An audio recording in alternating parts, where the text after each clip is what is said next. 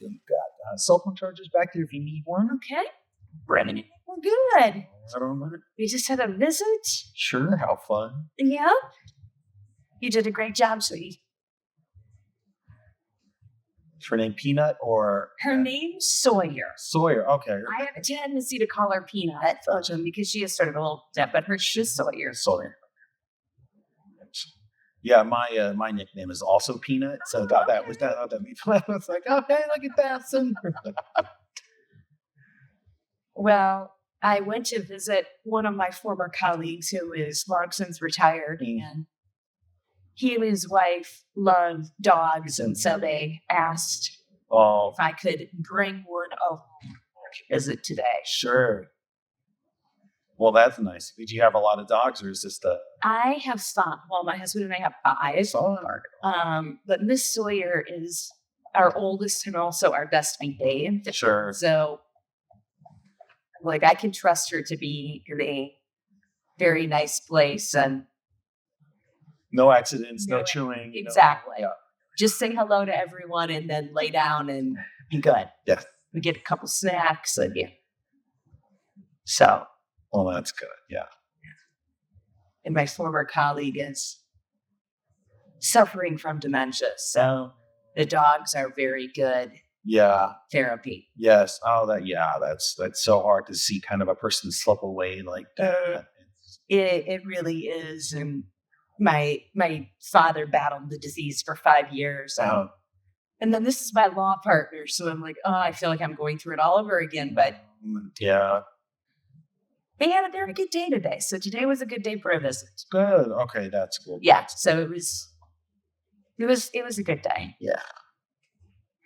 Oh, that's so unfortunate. And we still just understand so little about so little about how the brain works. How the brain works at all, what causes this, how it starts, how to slow it. You just kind of see it happen right now. No, you do. But thankfully, like I said, today was a good day, and they've got him on some medicine, and everything that I've read for people that had very high intense jobs, you tend to see sometimes progression isn't as fast because their brain was so high functioning. Sure. And he practiced up until just a couple of years ago. And I had lunch with him 6 weeks ago, and he couldn't tell me what book he was reading. And today he was just on.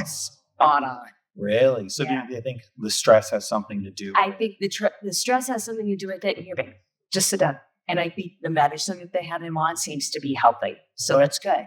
That is good, yeah. What type of law do you practice? Commercial litigation. Ooh, commercial litigation. Yeah. So is that... So trials. Okay. Yeah. But in the commercial side, so is that like for business to business? Yeah, that's exactly right. Right? The intellectual property type of stuff? Yes, I do a lot of trade secret misappropriation. Ooh, trade secret misappropriation. That's fun. So people leaking the recipes to KFC and stuff. That's exactly right. I'm actually, if a case had not settled, I was supposed to start opening arguments on Monday. Oh, wow. For a 3-week jury trial in Las Vegas, but it settled a few weeks ago. Oh, well, that's fortunate, I guess. Yeah. Okay. So that's kind of the goal. It is to avoid trial. Yeah. Settle at. Yeah, I mean they almost always settle. Yes. Yeah. Yes. It's really what you want to have happen. Nice. I mean, as a juror, I want to sit there for 3 weeks. But yeah. So I'm very happy that I'm this big friends as opposed to, not that I don't love my job. Right, but getting ready. Getting ready is intense. To take a team out of state, it's hard enough to do once a year. Mm-hmm. To take a team out of state. Yeah, for the 3-week trial. That's. Yeah. So that's something I was eager to tell. Right. And how much, what size of a team would that be? So that's 10 lawyers and probably about 15 witnesses. Oh, wow. All the way to Vegas. All the way to Vegas. Yeah. So, yeah, I mean, I had rented out rooms for everyone. Yeah. At the hotel. And so thankfully we got to cancel that. It's over the good screen. Yeah, it was good. Yeah, that's a big squad of people going. Yes. No. it was a, $70 million case. So that kind of justifies it. But still, I mean, you have to run everything. You have to convert rooms for a hotel, and you have to run fridges, and I needed microwaves. And like, it's just, you don't have teams to play at that side of it. Yeah, really. Yeah, like facilitators. I was bringing my assistant out the entire time because she was going to have to coordinate lunch for everybody. Oh, yeah. Yeah, just to have somebody there to take care of everybody. Yeah, so it's to not having to do that, and it's like the 801st. I can imagine. Yeah, that as Vegas is nice. I was there in December. It's a nice area, but I would not want to be there for work. So it's crazy because the only decent places to stay are on the Strip. Yeah. So it was in federal court. So I've been out there many times to do arguments in front of the judge. Sure. And it's very surreal getting up at 8 a.m. and in your suit with your briefcase and your trial bag. Yeah. And you're walking through the casino and you're like, one of these people does not belong, and it's me. Yeah, right. Yeah, everybody there has got the haze of smoke. They've been there all night, and you've slept. You're not gambling. You're not losing your house. So. Yeah, so it was a very surreal place to be. Yeah, I can imagine. For a case. I mean, most places it's like, okay, whatever. I'm in another hotel, then you're in a business district. But Vegas was a fun place. Yeah, it's definitely strange. We went in December, and it was like the first week. It was like the 6th or something, and they did this thing called the Santa Claus Run. So it's like a 5-mile run with thousands of people dressed as Santa Claus. Oh my goodness! And it's warm. This is the desert. It's Vegas. So it was like 80 degrees, and everybody's all dressed so hot. I'm like, oh gosh. But it was wild to just see just a flood of Santas everywhere. And we just so happened we're getting breakfast, and it was like, oh, we're gonna go right to the spot to get breakfast, and it just happened to be right where the race was starting. So we just got to see everybody line up and go, and we got to see the whole just flood of Santas. Yeah, it was super fun. But yeah, for fun, Vegas is great. Yes, it is, but it was a bit strange. And then the federal courthouse is down in the old part of Las Vegas. Yes, And so it's this beautiful, wonderful new modern building. Yeah. But it's just the whole thing was very bizarre. Every time we were out there. Yeah. So thankfully it's settled. Client's happy, so I'm happy. So that's good. Yeah, now we need to have a summer. Exactly. Yeah, that's true. Yeah, because you were going to be over there for it and then come back. But that's good. I'm very happy to be here. Yeah. So then after that work, did you have multiple cases you were working, or is this the one that you had? So no, I typically, it varies. But this was one of 6 sister cases. Okay. Oh, so wow. all 6 of those went away. Wow. But I have opened almost 70 matters at the beginning of the year. Wow. So, I mean, as a litigator, you always worry, right? Because I was like, well, if this settles, then what am I going to do? Yeah. And for some reason, I just sort of rolled the dice. And I said to my husband, because he's like, what are you going to do if you have to try this thing? Yeah. And I'm like, I don't know. But what do I do if I say no to all this new stuff? Yeah. And then it settles and I will have nothing to do. And I have a team of 10 to keep busy. Yeah. And so I sort of rolled the dice. I took the new matters, and now it's been great because there's been no blip. It was just like right out of that into this new stuff. Yeah, staying busy. Yeah, way to keep the team working. Way to keep people. Yeah, so that's big. that's all good. So the firm will be happy. But if I would have had to try, honestly, I don't know. I don't know what I would have done. Sure. But we don't have to figure that problem out. So that's good. That's so funny. And in a similar vein, when I'm not doing this my 9 to 5, I work in tech, and I work for 2 companies that don't know each other. Okay. And every now and then there will be meetings that are scheduled at the same time, and they don't know that I've got this one versus that one. And I'm just like, oh, I hope to God one of them cancels. And I'm not exaggerating. 99% of the time, one of the meetings cancels. Yeah. It just, I don't know how it happens. They cancel, I get the time back, and it ends up being perfectly Yep, fine. and it's just serendipity. It works out. It just works out. It's like, wow, that's just how that went today. Okay. Wow. No, because I was just like, the alternative is we will have nothing to do, and that's just not acceptable. Yeah, So, yeah. Gotta get milling, gotta get Yeah. working, gotta be doing stuff. Yeah. Oh, wow. so this time it worked out. Sure. Yeah, no, it's an interesting. It is an interesting profession sometimes. Oh, absolutely. Yeah, I'm very fascinated by law. I worked for a lot of law firms. Yeah, just in doing what I do. Yeah. And so that was the thing that I always wondered was like, what's the difference between a case and a matter? So I have a counseling practice too. Okay.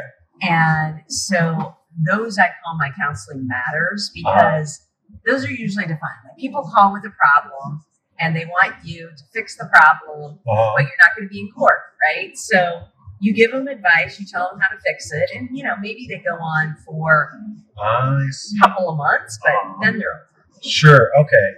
It's not It's in front of a judge. It's not going through the full everything. So a case is with a judge. A case is with a judge. And I gotcha. like this case that settled had been going on for 8 years. Oh wow, 8 years. Oh my gosh. Yes. Yeah, wow, it's wild how it will drag out like that. Yes. It just does. So I was like, okay, we can close that chapter.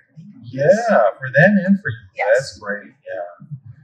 Yeah, it can really just drag on like that. Well, and COVID did not help anything because it shut everything down. Everything got even more backlogged. Yeah. So we're gonna skip. It looks like there's an accident over here. It wants us to go here, but I'm gonna try to go. No, around. that's This is fine. bad traffic. Yeah, and it's so interesting, and it's like, because you're tied up in litigation. That's what it is, and it's 5 years, 6 years, 7 years. It's never a quick, easy, simple. No, it's not. Here we go. We'll resolve it. Yeah. Oh yeah. This is just a whole parking lot. Yep. Good. We're avoiding all that. Okay. Yeah. So that's interesting. But And I did a lot before that. I did a slew of cases for the '08 crisis on failed banks. And so I did that litigation for 8 years. And so I'm like, 2 sets of cases have taken up 16 of my 27 years of practice. Wow. Yeah. Which is nutty. Yeah. But it's litigation, and that's just sometimes what happens. Yeah. How did that work on the failed banks? I mean, what? So we worked for the FDIC, Okay. and when these banks fail, it's usually because loans are improperly underwritten. I mean, Which was a big problem. right, with all the real estate loans, right? So this was sort of taking it up a notch. Instead of having a bunch of real estate loans for homes, these were real estate loans for hotels in major metropolitan cities. Sure. And so you wind up suing usually the officers and directors of the failed bank, claiming they breached their fiduciary obligations. Sure. And banks always have insurance. Yeah. So you're litigating essentially against the insurance company. Of course. Yeah. And then if you get the insurance company back, you get that money back, then it goes into what's called the DIF fund, the Deposit Insurance Fund. Mm-hmm. And so then people, that's why you could say things are FDIC insured, then you can make people whole. I see. Yeah. So those were large cases as well. Yeah. They just take forever. Sure. So as I guess you were on behalf of the FDIC? I was the plaintiff. Plaintiff. Okay. Yeah. Okay. I work in a big firm, so yeah. I was raised as a defense attorney, but the irony is I was the plaintiff on these trade secret misappropriation cases too. So sure. Yeah, I feel like I've done a lot of plaintiff's work. Yeah, it sounds like it. Hey, 2/3 of your career. Yes. I'm like, how did that happen? Yeah. But I did not have this most recent case, obviously working FDIC, working for a governmental agency. Mm-hmm. And then this go around, I had a very large, wealthy plaintiff. So not your typical plaintiff. Sure. Yeah, that's interesting. So, yeah. Oh, and that's probably my husband saying, are you on your way home? Because I said I will text him, and we didn't text him this What? way. We didn't tell him. You got 4 other dogs waiting for you. I know. Yeah. Well, 2 of them are at the trainer, so we Okay. only have 2 more at home right now. They have to go learn to behave like you do. Right. That's how that goes. That's fun. And are they? Do you have a breed you like? Are they all different breeds? They're except for our 2 corgis, Uh-huh. they're all rescues. Okay, and it's just random, They're just, whatever. yeah, they're what I love to call mutts. Mutts. Yeah, that's the best. That's what a dog was. Yep. And before all this pure breeding, blah blah blah, it Yep. was inbreeding, etc. It's they were just mutts. They were just dogs. So, Yeah. So absolutely. Yeah. I mean, she is corgi and basset, and they're except for our 2 purebred corgis, they are all rescued, just good old mutts. Yeah, that's fun. That's fun. Yeah, a lot of the dogs I had in my 20s. I lived in Hollywood. You did? Yeah, and so you just find them. The dogs just, Yeah. they're just on the street, and you just bring home a street dog. And it got to the point I lived in a house with 7 other people, and we kept finding so many dogs, and we were just like, we're not doing this anymore. Like, we have too many. This is too much. And we'd start to rehome them and find homes because we had at some point in time we had 7 dogs. It was just insane. Everybody had a dog, and we're just like, this is too many dogs. It's too many, It's too much. We had a big yard, we had a lot, but it was this is just too much happening. Were you in tech when you were in Hollywood, or were you doing something else? I was an actor. Really? Yeah, I was an actor. Obviously, that didn't go great because I'm in tech. But what's funny is I tell people I am an IT guy, or I'm an actor playing the part of an IT guy. There you go. Because I truly I was an actor. I was trying to get a job. It wasn't working. And I was like, I got to do something to pay the bills. I was doing office, reception type of stuff because I'm a high school dropout. I didn't do high school. I joined a cult. And then after that, I was like, oh, maybe I'll go be an actor. And so those things didn't go. And what did I do? Yeah. So I had a friend that worked for a casting networks, this big corporation, casting networks corporation. And she worked there. And she's like, if they were hiring for a level 1 techie, get me a resume. We'll see if we can get you in the door. And so I made a resume that was 100% not true. Oh, a lie. And I just went, and I'm so lucky. I turned in the resume, and the first guy that was going to go interview me, he goes and he reads this piece of paper, and he goes, I don't know, who are you, man? Talk to me about you. And I go, oh my God, I'm so lucky. Right? And so just on improv and having a good conversation, that's... You got the job. I got the job. And that's amazing. And that was 2009. And I have built a career on lying on my resume and being charming. Wow. And that's it. And I've just learned as I go. Good for you, though. Thanks. Yeah. And so, it's been 15 years now. And I went from a level 0 guy. I'm a senior infrastructure engineer. I work from home for 2 companies, and that's awesome. I just bought my second house, so it's kind of not. I'm doing okay. It's great. I was gonna say, it sounds like you're doing just great. Yeah, from acting to that, it was great. So it just worked out. But I tell people, I go, look, you call it lying on a resume. I call it workplace improv. Okay, that's all. I'm acting. This is an acting exercise. That's all I'm doing. Workplace improv. Yeah. That's great. Yeah, and so. It's great. But so that's where I started at that house. She worked there, casting networks, and so we got the job. And then there were just so many dogs that it was just we can't do this. We got to do less dogs. I can believe that in Hollywood, though. Yes, I can completely. Because the weather's so nice, and so many people get dogs from everywhere, and then they escape, or they'll and so there just ended up being so many. And I loved it because I've never been a fan of buying dogs. I don't like, breeding and all that stuff. Yeah, we are big shelter people. Yeah. And so, and we even tried, our first corgi, we tried rescuing him because that was during the pandemic, but everyone we applied for was already adopted. And so finally we were like, okay, we'll go to a breeder because we applied 7 times and they've already all been adopted. But I'm like you. She's a great dog. One of the best dogs I've ever had. And she's still a mutt, but she's wonderful. Yeah. So yes, and when I grew up, we always had dogs when I grew up. We always had mutts. Yeah, it's just a rabbit duck from whatever. Yeah. Yeah, the dog I have now she's an English bulldog, Oh, nice. and she's purebred because my buddy, my friend that I worked with at a tech company, he also breeds dogs on the side. And she was a runt, and an English bulldog runt, and he's like, no one's gonna buy her because you can't breed her. Yep. So you were like, okay. yeah, so he's like, I want your kid to grow up with a dog, so here you go.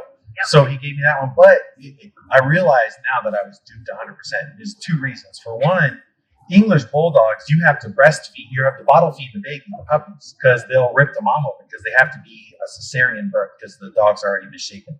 So he just had a baby born, a little girl was born, and so she was like 4 months old, and he was having to wake up every 2 hours to bottle feed these dogs and dealing with the newborn. And his wife was also just so over it.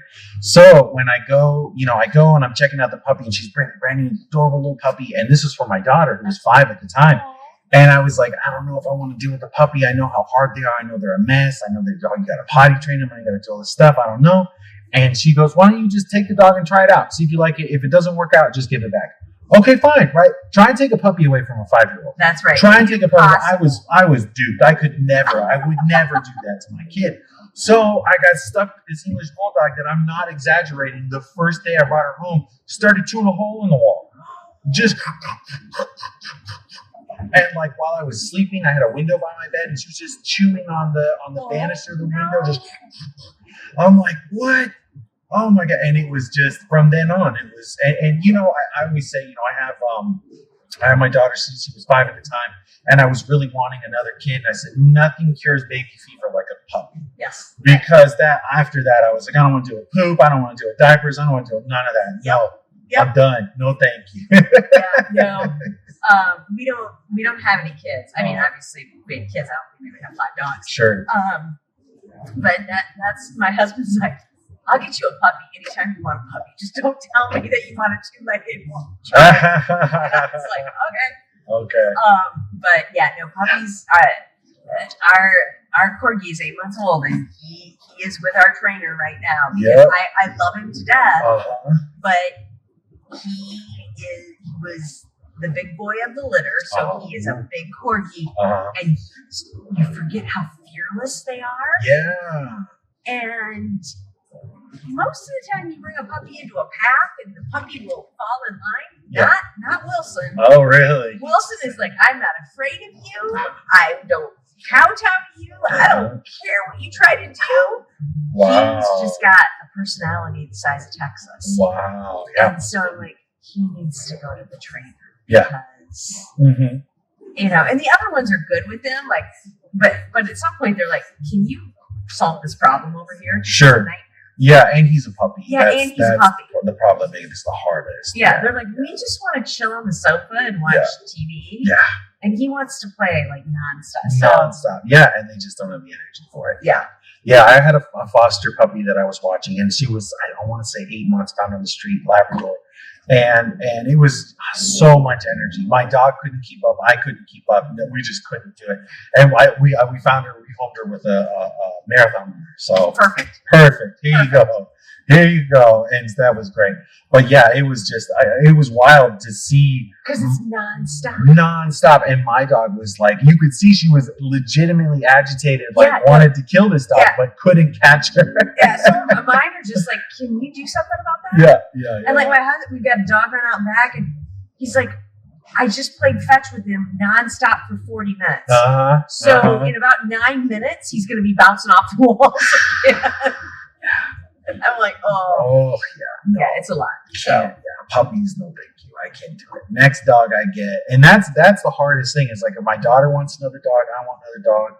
But I'm like, I want a dog that's like chill. Yeah. I don't want to get a dog that I'm gonna have to walk 2 miles every day, and that's there has to be something like that. But she of course also wants a purse dog, and I don't. You can't potty train these things. Yeah, you can't. No, you can't. You just can't.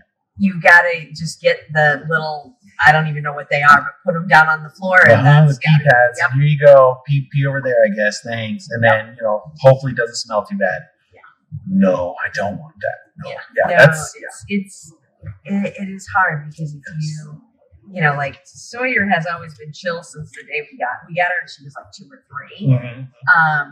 But you got, you know, if you want one that's more chill, you got to get one that's a few years old. And then it's always like, well, what have they been subjected to? Exactly. You don't know what the dog's going to be, Yeah. what kind of life they had, and just being from where they were to being taken away after 3 years. That's just traumatic. Yeah, it is. Just that alone. And so it's like, yeah, you're dealing with who knows what kind of issues. Yeah.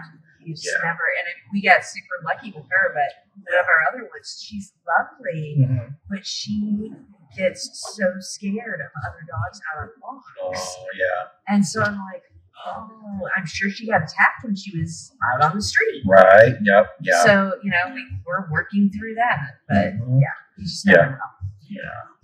Yeah. The English Bulldog, we had to train her because I had to retrain her because the first neighborhood I lived in with her, all the dogs would bark when you'd walk by. So she thought that's what you're supposed to do. Oh, they want to play. Let's bark at every dog. Until eventually, like, no. Yeah, that's not what we do. We don't do that. You gotta knock it off. And so it's just one of those things, you know. And now she doesn't bark. Now she just gets it. It's like, okay, cool. Because that's the other thing, and that's the thing that's I feel so bad because she's an English Bulldog, so she's got the, you know, and she looks like a mean bulldog, but she's a pug. She's this big.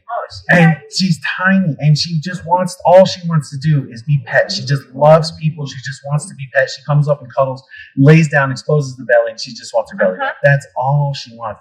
But people see her and they get scared. And if she's barking, they're going to get even more scared. I mean, people cross the street when they see her come, and I feel so bad because I'm just like, she's just a friendly dog. That's all. And I really wish they had, like, you know, like that like, give a little yellow flower. It's friendly. Like, here, nice dog, sweet dog.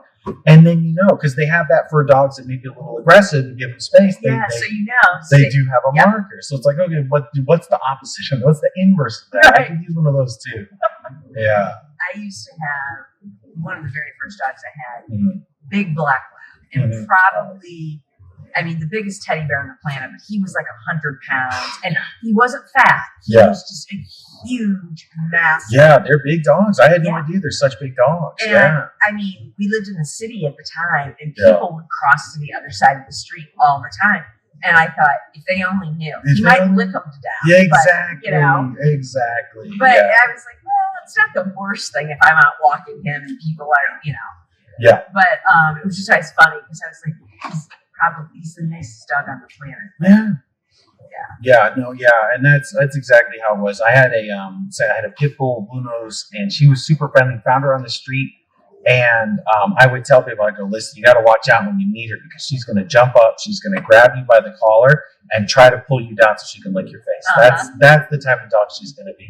She's just hyper aggressively affectionate. Yes. So I'm like, you just got to be ready. You just got to be ready for that. But you know, with all dogs, I eventually teach them to snap, and then this means sit, then this means don't jump on me, and they learn and they figure it out, you know. And that's what I tell. Same thing with my dog Daisy, the English Bulldog. She tries to jump up to lick you, tries to jump up. So I tell because my daughter was 5, so I taught her. Because you don't want. You just stick your hand out, she won't jump, and so that's it. You just do this. I go, stop in the name of love, you know. Stop. No, that's what our trainer taught us too. No, just stop. That's it. Well, and that's part of the reason, you know, when they said bring a dog, I said they're both in their 80s, and I'm like, I can't have, you know, puppies. Like, I can't have the puppy will knock you over. Yeah. That's the last thing I want to have happen. So, exactly. But that's good. You had nice, more chill. Yes. You know, that's great. That's cool. Yeah. So it's a good visit. Absolutely. That's cool. It's so deceptive out because it's so pretty out today, but it's chilly. I was just having that conversation with the person I dropped off before you. I was like, you going to go outside and enjoy the weather? And they're like, no, it's awful. I was like, really? Yeah. We were at the Evanston Farmers Market this morning. And I was like, it's so really, nice. Yeah, it's beautiful out. And I didn't bring a coat. Yeah. And the wind picked up, and when we got there, it was like 70. And by the time we left, it was 59. Yeah. And I'm like, what happened today? Yeah. And my husband's like, I think I need to go back and put on a pair of long pants. Yes. He had shorts on. So it's very deceptive today. Yes. Yeah, that's exactly where I'm at. I'm in shorts right now because it looked nice, and I was like, oh, okay, cool. Maybe it's going to be nice. I'll just wear shorts out. And And so I'm lucky I haven't had to leave the car yet. But everybody's telling me it's real cold outside. But, you know, I live in the burbs, like in Berwyn. Oh, yeah, okay. So I think it'll be a little warmer Yes. than it is because by the lake, I think, is part of it. Yeah, That's- I think being by the lake is part of it. But Yeah. I also, tomorrow is supposed to be nice, and then next week is supposed to be in the 80s. Yes. I'm ready for it. I'm I so, can tell you. yeah, I'm born and raised in California. That's my weather. It's 80 plus. Yeah, That's-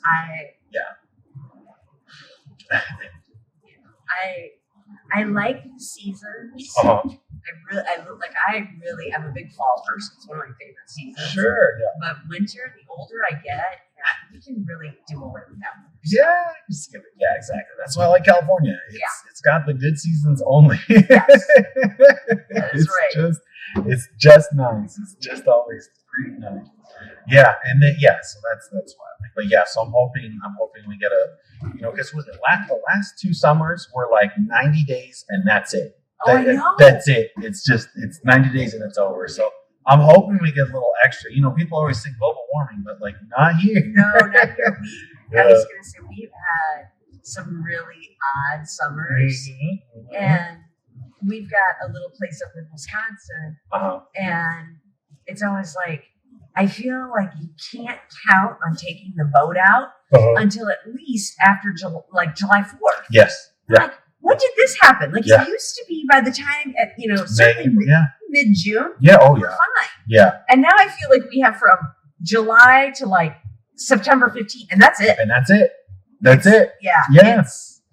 Yeah. I don't know. No, it's just so interesting. And the winters are more mild, They are. but it doesn't mean they're not.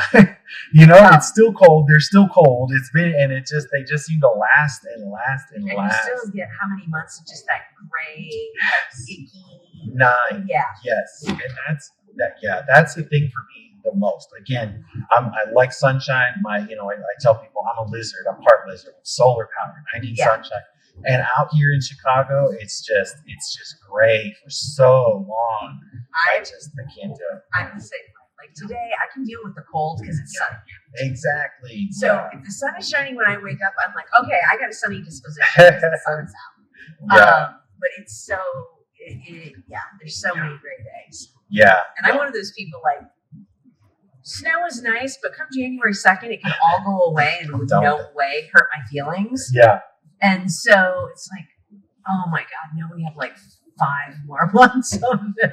Yes. Yeah. When I lived in Hollywood, I would tell people, I go, listen, a white Christmas is very beautiful, but there is nothing that beats waking up on Christmas Day, going to the beach and working on your tan. Oh, that does sound nice. It's so nice. I'm just like, I really was like, this is the life. Why would I do anything else? Just go to the beach on Christmas Day. It's beautiful. It's so nice. Yeah. So yeah, that's what I like, definitely. I remember one Christmas Eve, this had to have been probably 12 years ago. Mm-hmm. And we had just moved to the suburbs. Yeah. And I'm at Whole Foods on Christmas Eve in my flip-flops. And I'm like, oh my God, if I could do this every year, I would love it. Right? It was so nice. Just so nice. Yeah. Just don't get that in the middle of Chicago. No. No, you don't get anything nowhere near it.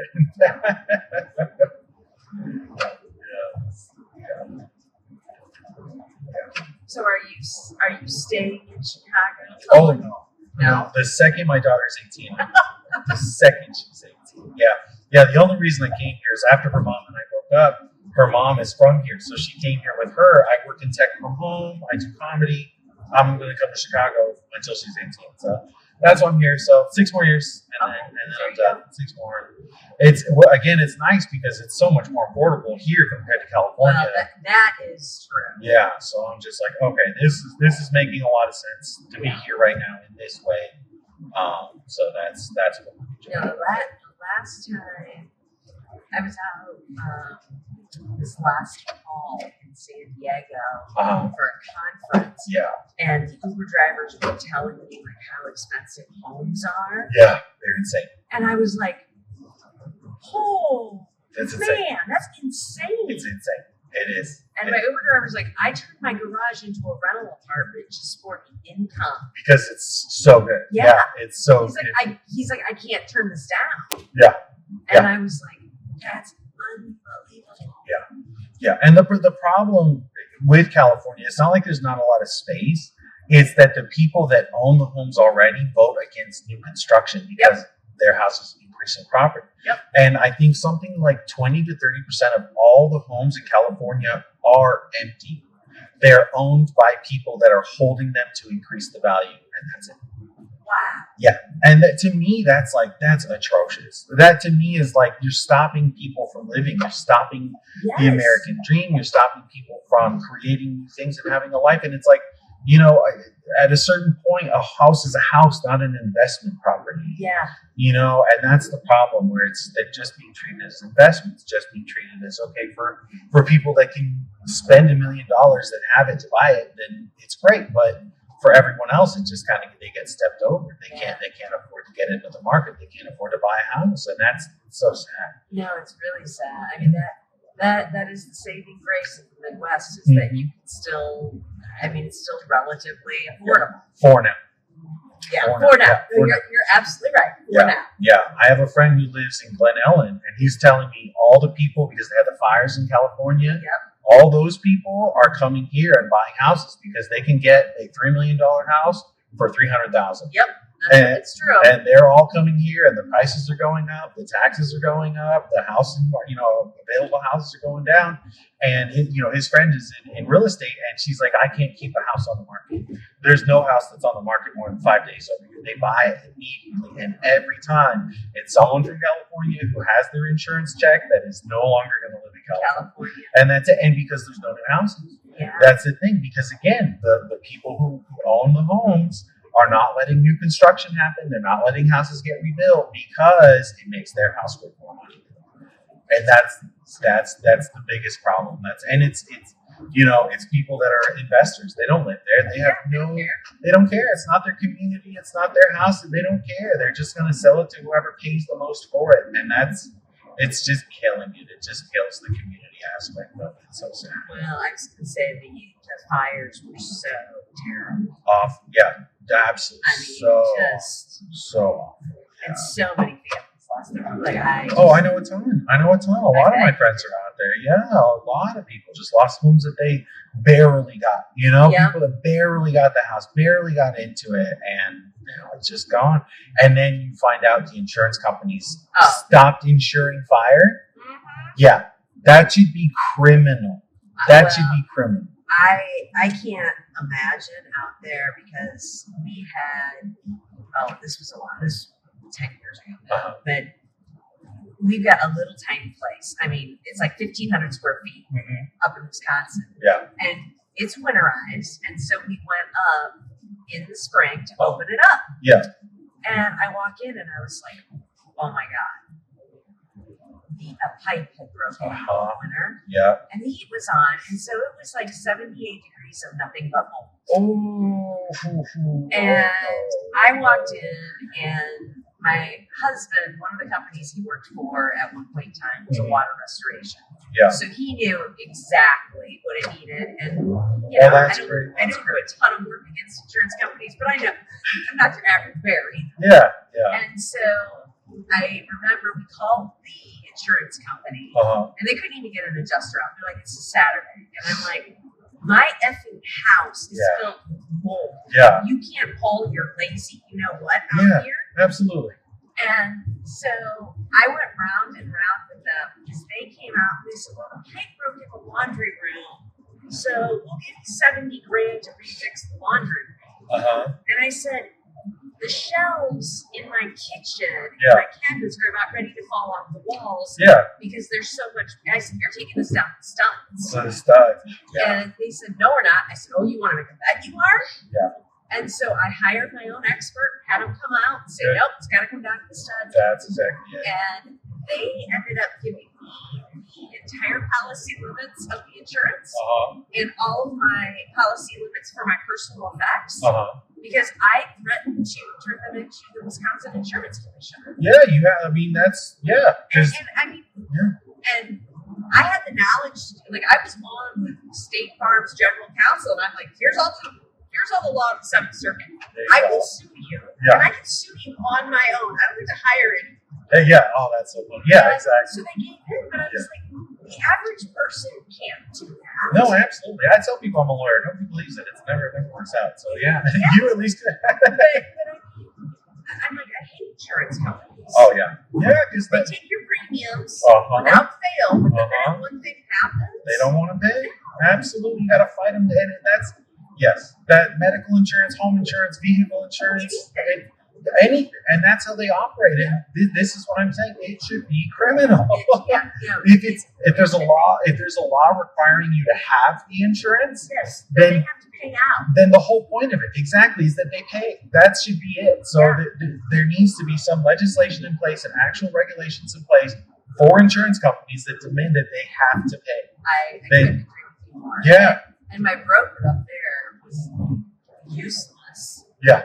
And so after I yelled at GC, which I would make that on. Yeah. I called my State Farm agent on the North Shore and I said, man, we've been clients for 20 years. You have the homes, you have the cars, you have the boat, you have everything. Yeah. I'm telling you right now, if I do not get what I am asking for, you will never have me as a client. No way. Again. That's I'm it. pulling everything. Everything. Yeah. And it's like that's what you have to do. I'm like, I've never been late on a premium. I've paid every single time you've raised my premium. I paid. I'm like, I have one event in 20 plus years, and now yes. Yeah, exactly. You've made the money. You have the money. You've made more than that on it. So this is absurd that you're being like this. But that's how they are. That's how they are. They just have every penny they'll fight you for, and that's the thing. I'm just like it makes zero sense, obviously, and it's like I think it should be criminal because right. That's because all of them make it fun. A ton of money. They could pay 100% of every claim and they'll still make a profit. Yep. Still. So what are they doing? What's happening? It's just absurd. It's absurd. So it just shouldn't be done anymore. I think we're ready to be done with insurance. It's just I think so too. I always think sure. Absolutely.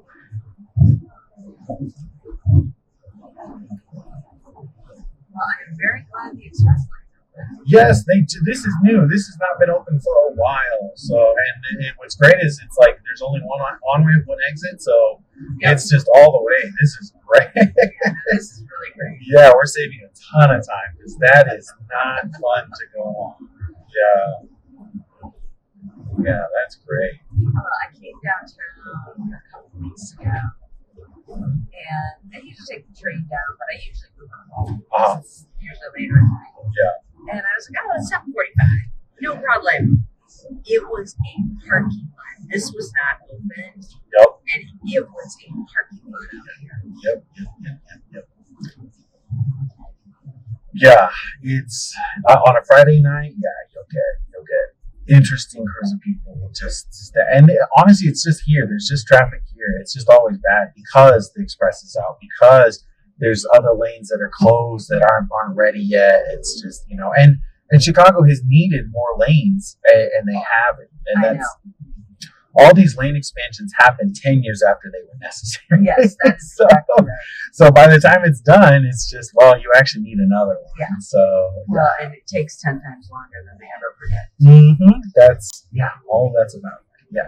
Yeah, because they said this is going to take about 3 years, and we're right in the middle of that. So we'll see. It'll be done in 2035. Yeah. We'll see. That is one thing that I appreciate about the suburbs. Mm-hmm. I know Blanca said we're doing Green Bay Road. I was like, oh my God, you're killing me. Like, if you do Green Bay Road, no one is going to be able to get anywhere. Yeah.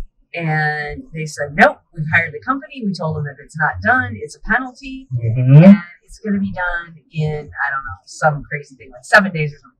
And it was done in 7 days, and I about fell over, and I was like, my doesn't Chicago do this? Why doesn't? That's a great point, great question, and the answer is the mafia.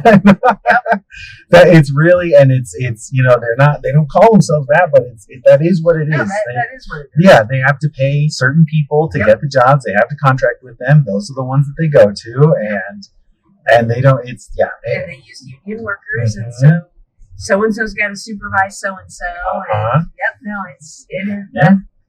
You're not wrong. Yeah, You're not wrong. Yeah. I'm all for unions. I'm all for them. The issue is, it's like, is this actually the union, or is it greasing a million palms? It's greasing a million palms. And that's I've worked for Illinois State. I worked for Chicago City doing IT, and I've observed exactly that.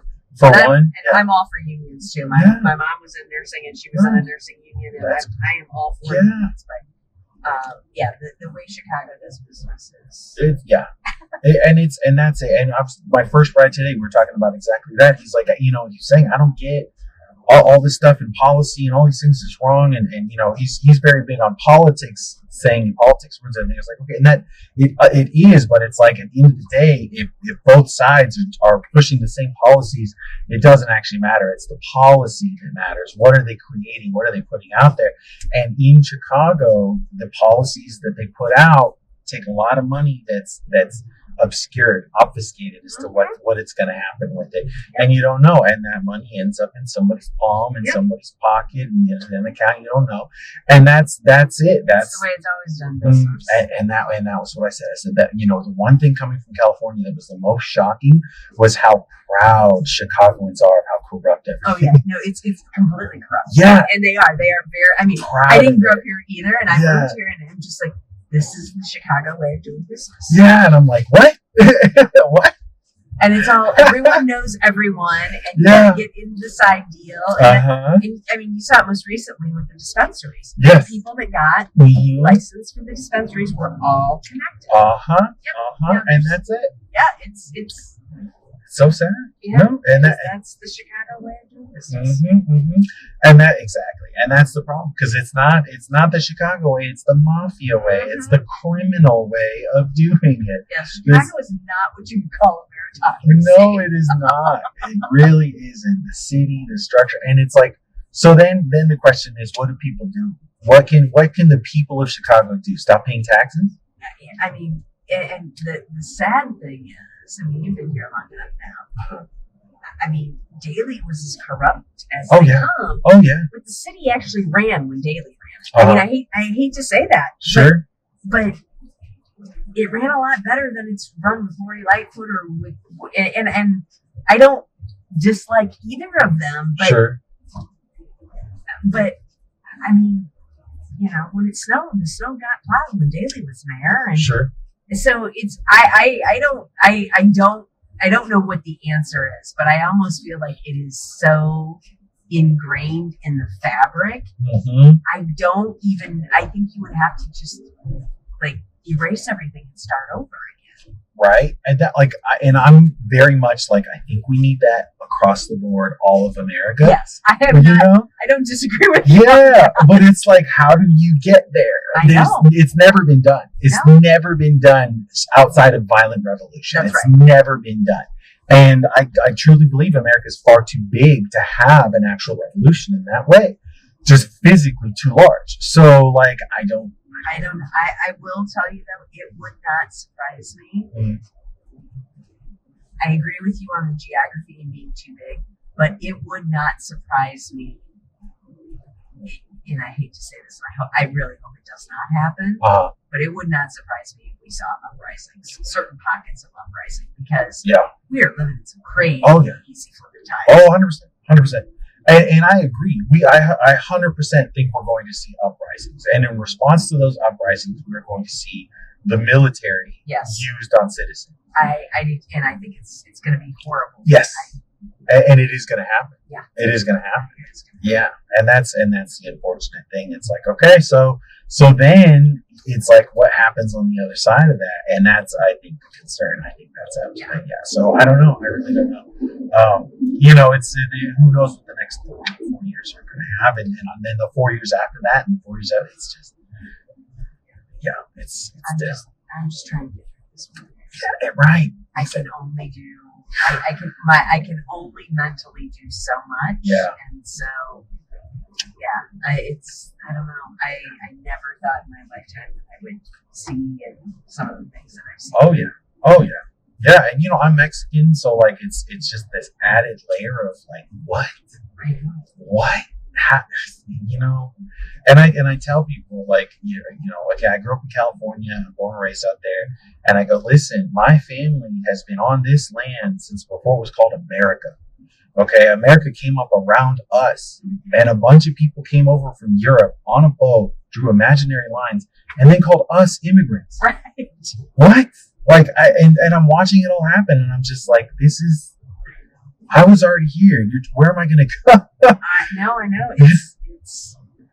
Oh, don't get me. I was just having this conversation with the friends that we were visiting. One of my favorite things is to talk politics with them, and yeah, I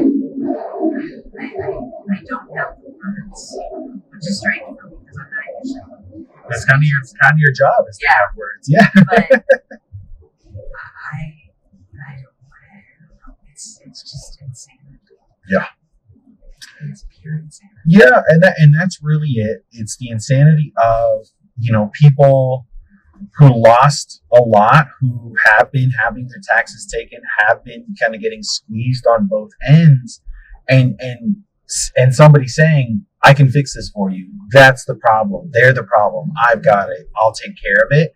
And that's it. They voted for the solution because they're not educated. No, they're not. Informed. But the problem is the last time somebody was telling downtrodden people, this is the problem, I don't know. I seem to remember, Nazi Germany. Exactly. Right. Exactly. Especially in this way that these people, and it's like, okay, great. Look at every society that has ever said, we're not allowing immigrants. I know. We can't do it. It's like there's a giant collapse, and then they undo it, and all of a sudden everything's great because it turns out we're all humans. Right. Turns out everybody just wants to prosper. Yeah. Difference where you come from or what color your skin is. Yeah. And that's the thing. It's like, all countries are connected underneath the ground, underneath the ocean. They're all connected. We're all the same thing. So, like, what are we doing with this?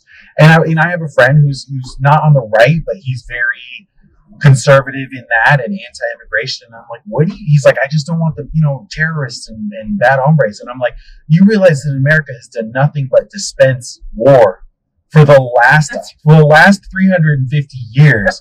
To the rest of the world, and now the rest of the world is starting to attack because they're being attacked. Right.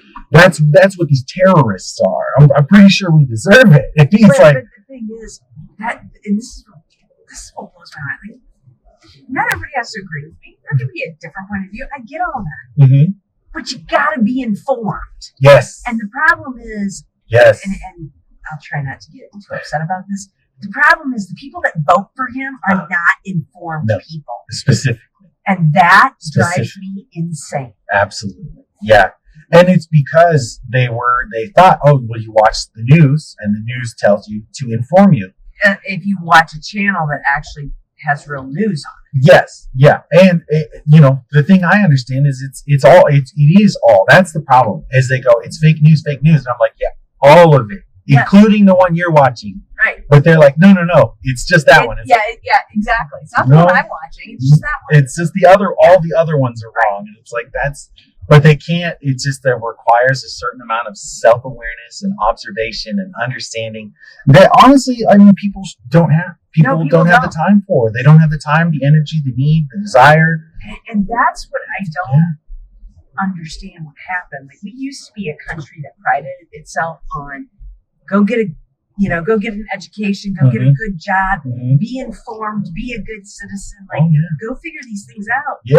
And then I don't know what happened like the last 10, 15 years. It's like everyone wants to make fun of people who are getting education now, and we don't prioritize that. We don't want to be informed about anything.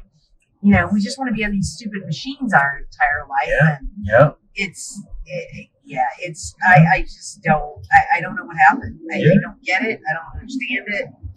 I think a lot of it started in the 60s when student protests were happening, and to quell student protests, they stopped teaching civics. They stopped teaching how to right? File a grievance, how to do your taxes, right? And how to be a citizen. That all stopped being taught in high school. And then you kind of see the fallout happen, like you said, about 15, 30, 20 years ago. Well, this stuff happened 15 years before that when all those people were children, and then they become adults, and then they're and it just becomes a problem. And so that's what, like, the thing to me that's the shock, the thing that's going to hit the hardest is the dismantling of the Department of Education. Oh my God. And we're not going to understand how bad that hit us until 50 years from now. Until these children that are miseducated, misinformed, and all of that have children. Mm-hmm. Then we're going to see how bad all of this really was. Yeah, no, it blows my mind.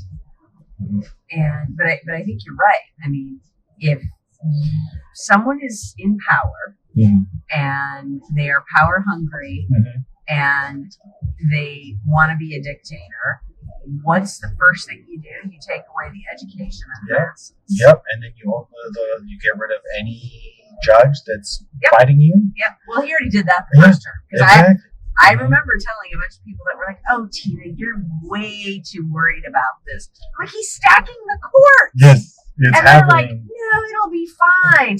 And now I'm like, "So now what do you think?" Yeah, courts are stacked. Yep. Here we go. And he did the Supreme Court. The Supreme Court stacked. Yep. Because he doesn't believe in the rule of law, and so he'll just appeal everything until he gets up to all of his buddies. Exactly. Yeah, exactly. And that's what's going to happen. So it's like I fully see America kind of collapsing in a heavy way.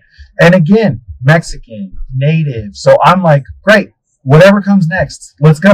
Yeah. Like, hurry up. I get it. Let's start working for people. There's millions of people here now. We are all got to figure this out.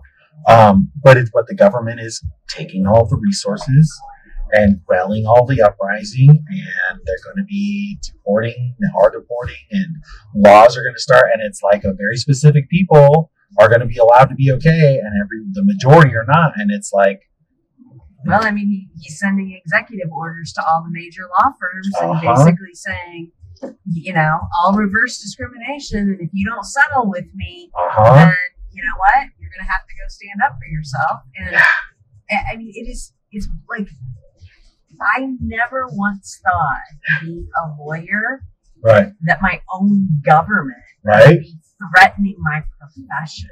Right. What in the F is going on here? Yeah. How? And this is what I've said, is that America, the United States of America, since its inception, is a blood machine. It's a war machine. Yeah. That's what it's been. And I said, and now it has set its sights on itself. Yep. And that's it. That's what's happening. And you can't. It's an unstoppable war machine. And now here it is, started chewing on its own tail. So it's an inevitability now that it will destroy itself. It's just what's going to happen between now and then. It's just so frightening to me. Yeah, absolutely. Yeah, it absolutely is. Yeah. And I mean, there's, for me, I'm sort of like, well, I'm in my 50s. I'll probably be fine. Right. I worry about all these younger generations. Yes. I'm like, what are you going to grow up with? Yes. This is a shit show. Of gargantuan proportions. My daughter's 12. Like, it's going to blow up on her. It blows, it's going to blow up on her. And it's like, okay, you have kids. Am I going to get grandkids? What's going to go on? Great grandkids. Like, what happens? When does the fix? And it's really very concerning. Well, that's the thing. It's like, where are the jobs going to be? Yep. Everybody wants AI to take over everything. Where are the jobs going to be? Yep. Where are you going to get jobs that pay a salary that people can afford to buy? I mean, like, to your point, what happened to the American dream? Yeah, it's gone. It's gone. It's gone. It's been gone. Granted, that was a false thing that was created by corporations to get people to come to America, but it was a dream that was sold, and we haven't seen it. It doesn't exist. So, and it was always, you're going to do better. If you work hard, you're going to do better than your parents, right? This is how we're going to build this country. And for many generations, but I think our generation is the last one to see that.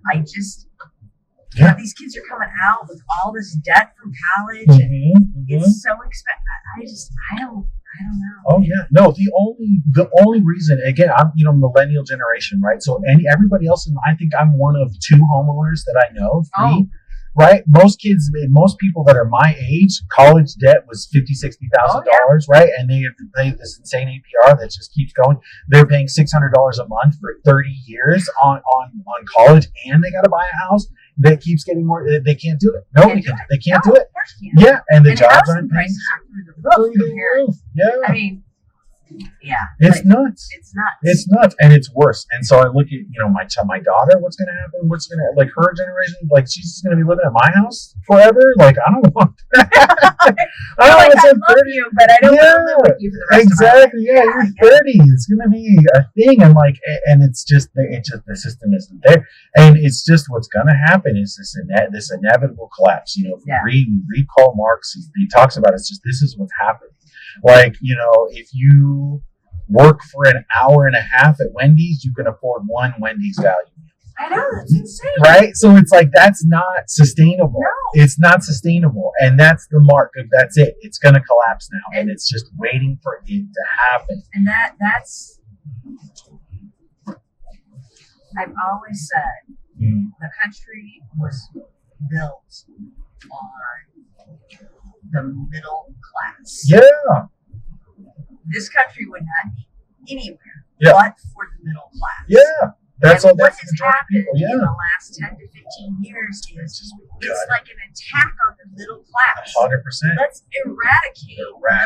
Yeah. We're not going to have jobs where people can afford to feed their families and buy a home. And you just you can't sustain the country without a middle class. Exactly. Because that's where all the tax burden is on the middle class, but none of the benefit. So we end up paying all these taxes for nothing. To get nothing, to have a system that works against us. That's what we're paying for, and that's what we're paying into. It used to be an economy where, not everybody needed to be a rock star or a doctor, I don't know, a very successful engineer. You could work in the factories and still provide a very good life for your family. Graduate high school. No, it's not a thing. Now you got to get famous on TikTok or YouTube, or there's nothing for you. There's nothing for you. Yeah, and because again, the only reason I was able to buy a house is because I'm very comfortable lying on a resume. That's it. I'm very comfortable committing mild fraud to get money. That's it. And that's the only reason I was able to get a house. If I wasn't, forget it. It wouldn't happen. It just wouldn't happen. There's no way. So that's it. And that's, I very much saw, I see it. I saw the system. I said, this isn't going to work. I got to do something. And that's all. That's it. And just anybody else, it just doesn't. The options are no longer there.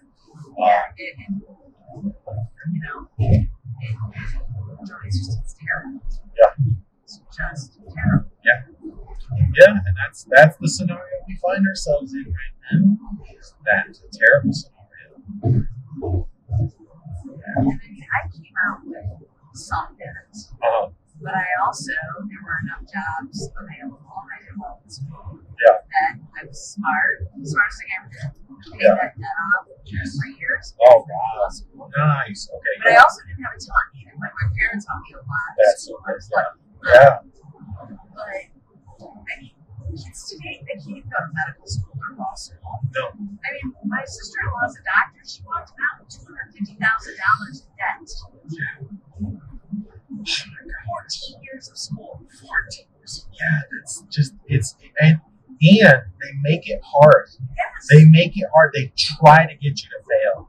It's insane. This system is designed to not make doctors. It's crazy.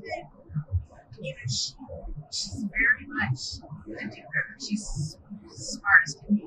But she didn't want to go to practice. She works at her county hospital in the Twin Cities because she believes that everybody has the right to good doctors. And so, she didn't want to do private practice and made it back probably in a few years. And so she works at the county hospital for $125,000 a year. Yeah. Wow. Yeah. Good luck paying the $250,000 back because $100,000 a year is low economy now. That's low. You know what I mean? That's bottom lower. And after 14 years of school. Yes. Oh my gosh, that's ridiculous. Yeah, that's wild. Yeah. But I mean, our healthcare system is like everything about this country right now is just upside down. And that's exactly it. Right? The insurance companies, she's spending 80% of her work filling out their forms, not actually helping or healing people. No, it's absurd. It's absurd. And what is she doing? She's trying to justify the work that she's doing to them so that they'll pay her to do the work that she's doing. Right.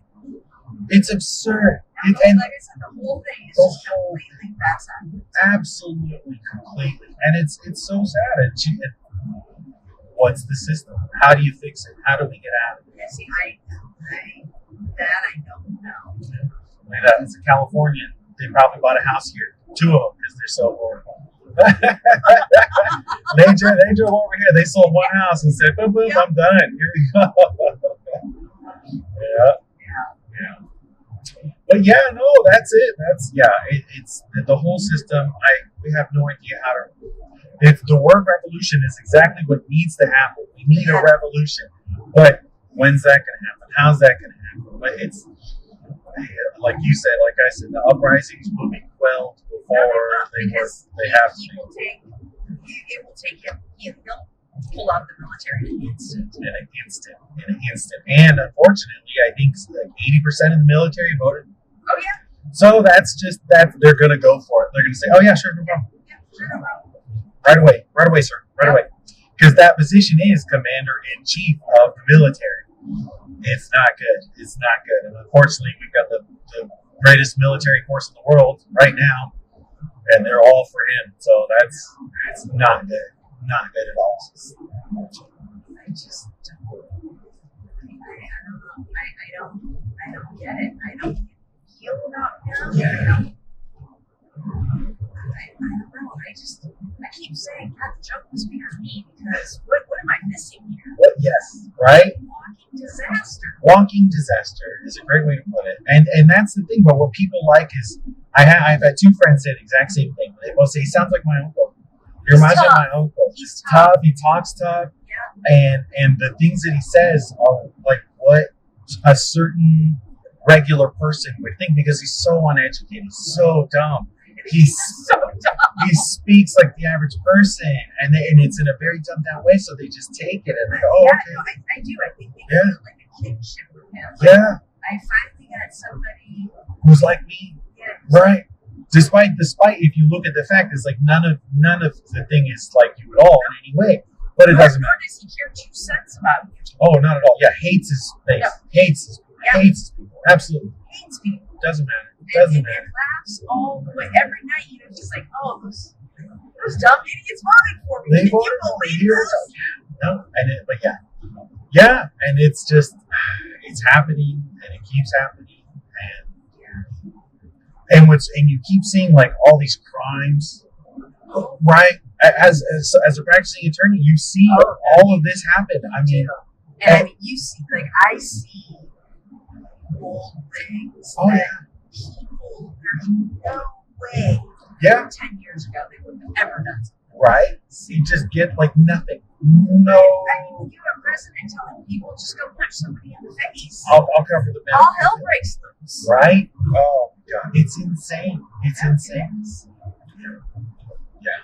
No, and like, doesn't he owe like $500 million or something like that for a legal thing? But doesn't matter. It doesn't matter. But again, he doesn't pay anybody. Yeah, because no one's going to enforce it. Nope. No one's going to enforce it because police also majority voted for him. So doesn't matter. The actual enforcing body and doesn't that's exist. the reason why he does not respect the rule of law. Yep. Because it's on his side.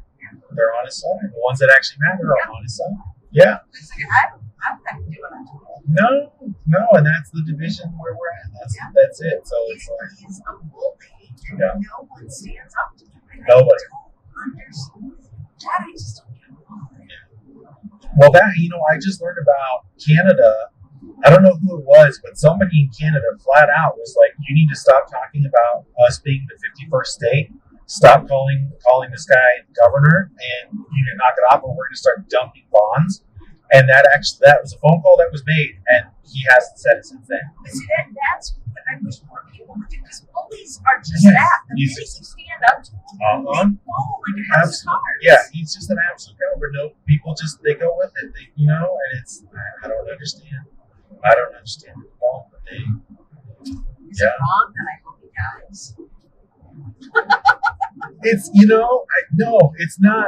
Everyone does, because at this point, that's the only relief we might get. No, I know, and That's I all. feel bad for wishing that, but he's a horrible person. Horrible person, right? And it's horrible for this country. yeah, and how much of his actions have resulted in death, Right. and are going to continue to. So at what point is it helping people? At what point is it good? And it's like, Yeah, I've never wished that on someone before, but I will admit I've had those thoughts, because I'm like, boy, then we can hopefully get out of this mess somehow. yes, but no, but then I tell people, well, yes, but he has the best doctors I know. available on planet Earth, I know, and just keep that tumble out of it. and they're gonna do everything to keep him alive, everything to heal him as quickly as possible, to keep him going. That's their job. That's what they're gonna do, and they're going to. And so far, they have. I mean, he got COVID. He should have died.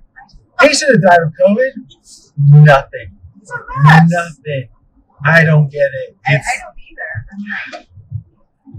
yeah, but it works. It's just is what it is. I take solace in two facts that I know to be true, and I've observed these, and because we got 7 minutes left, we'll switch to the good stuff. So, one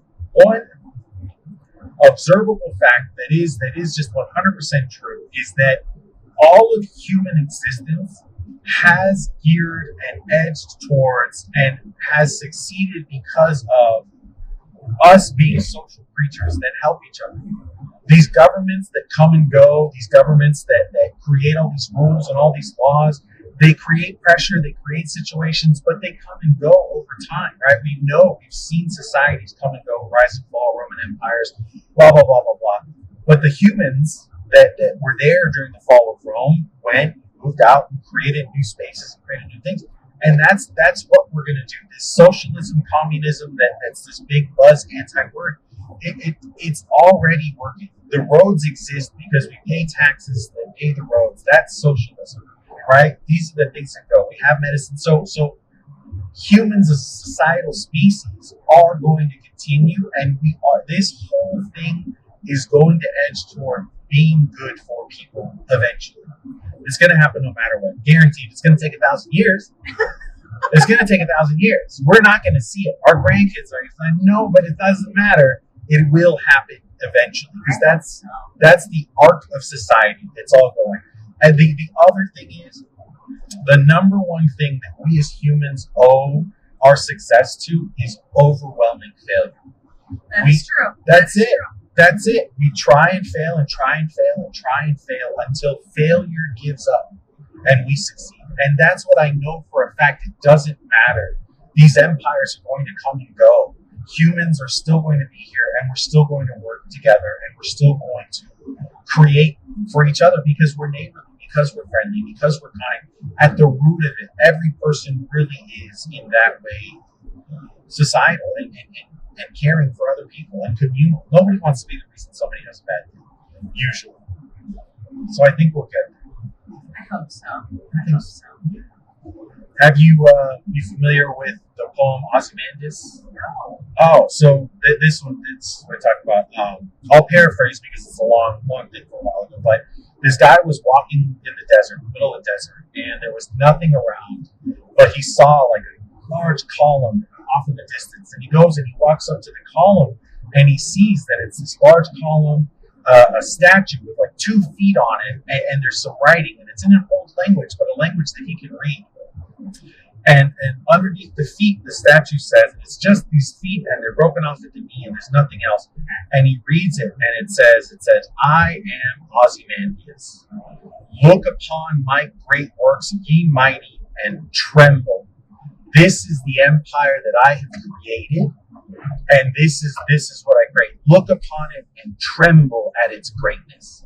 and I looked behind the statue and I saw nothing but sand. Because all of these empires will come and go. They will crumble into nothing.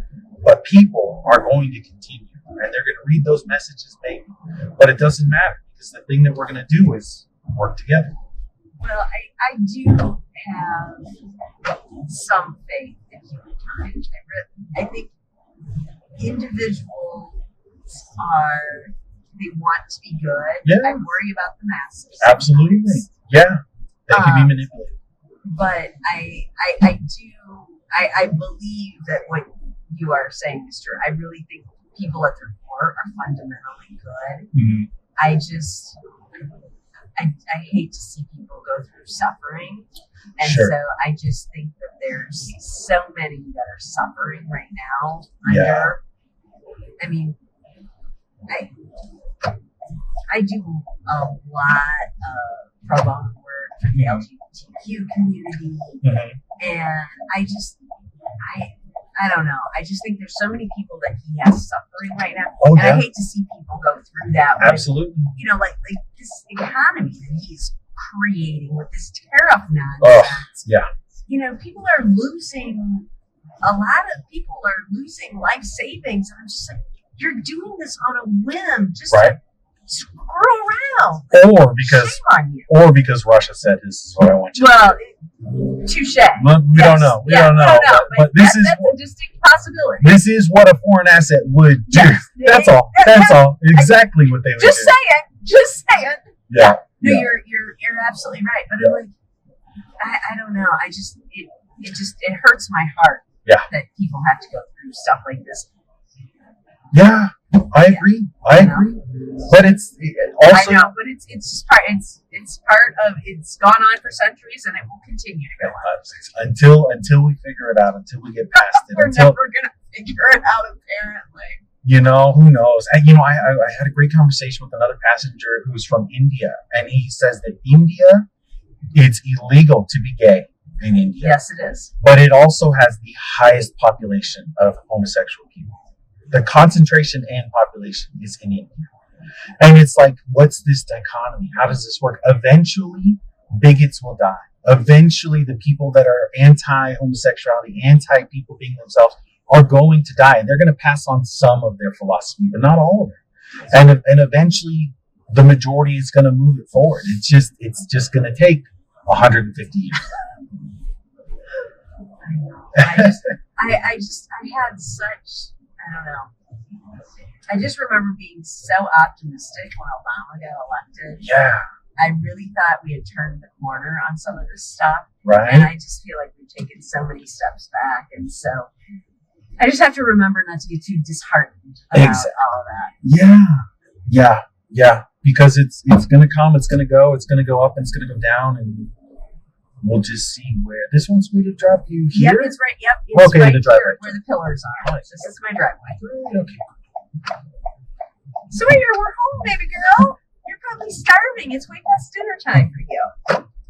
Well, thank you very much for the great conversation. Welcome. Yes, this was so great. I hope you have a wonderful day. And thank you for picking me up with my pet. It's my pleasure. Okay, are you ready?